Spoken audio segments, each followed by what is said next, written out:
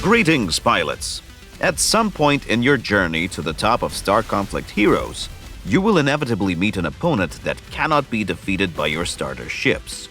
So today we will look at some other easily obtained vehicles that can help you overcome those tricky enemies and achieve better results in arena battles and the clan war. Let's start with a ship called Storm Viking, one of the best ships to be used in both of those modes, and popular not only among beginners but also among master pilots who have already upgraded their ships to the current maximum level of 110. Its passive module increases all of its attack stats, which makes it a viable choice if you need an extra gunship.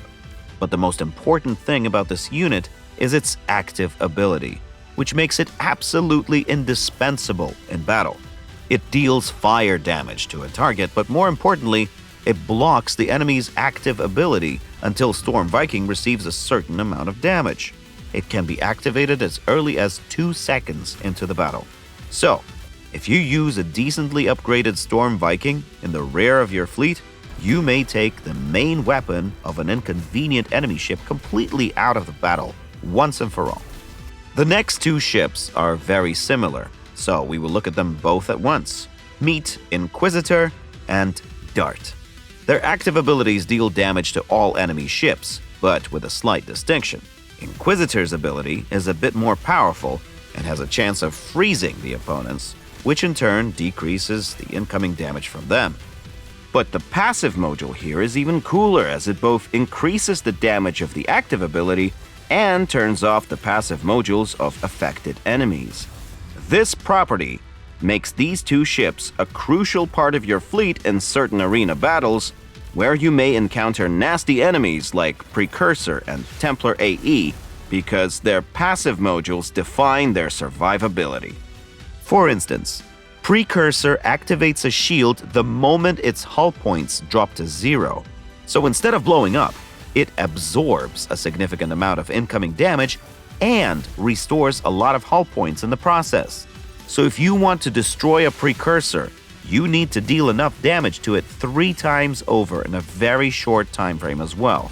As a result, you can often find yourself in a situation where 1 or 2 of your ships are left alone against an enemy Precursor, and they just can't damage it quickly enough to finally get rid of it.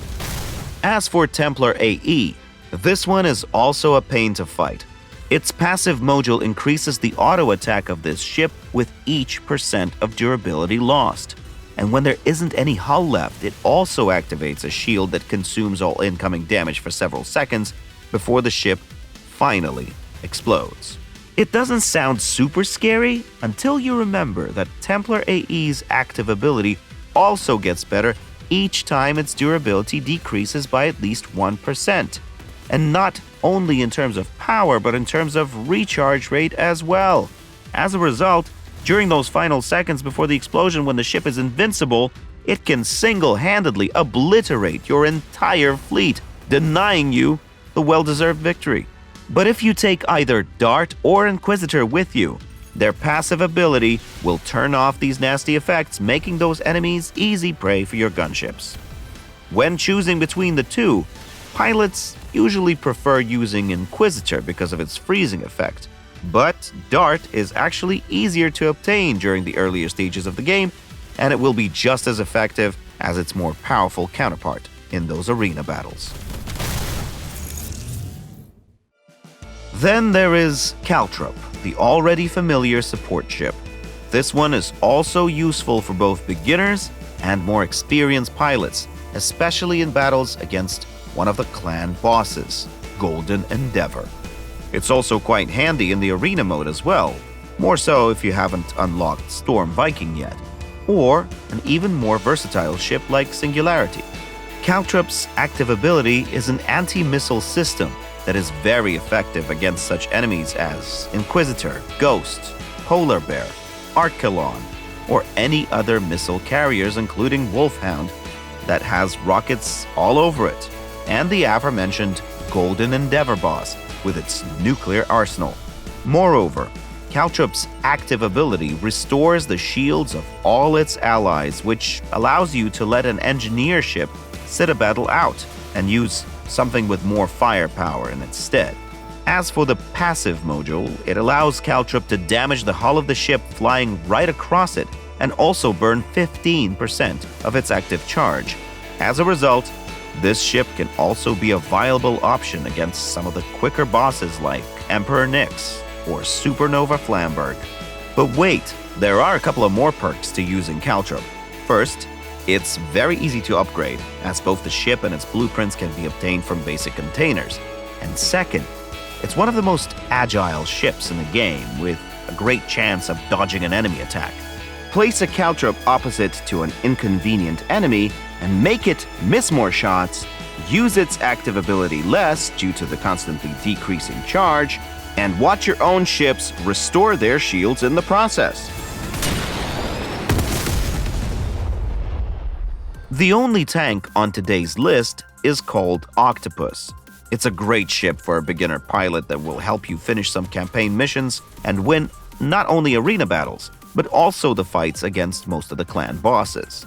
Its active ability protects your entire fleet with a barrier that consumes any type of damage, from rockets and bombs to fireballs and laser beams.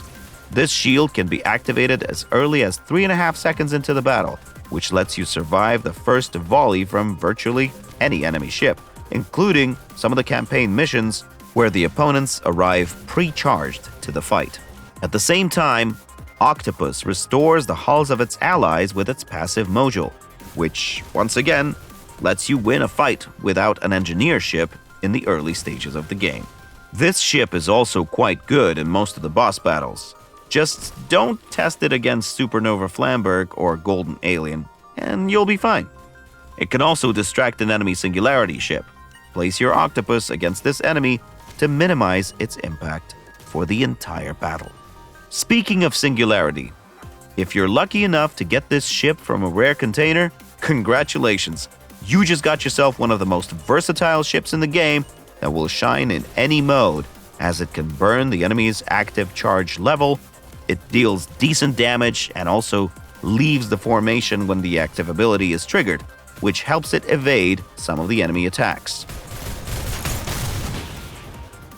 Add these ships to your fleet and see your results improve in battles against other players and clan bosses alike. See you in the next video.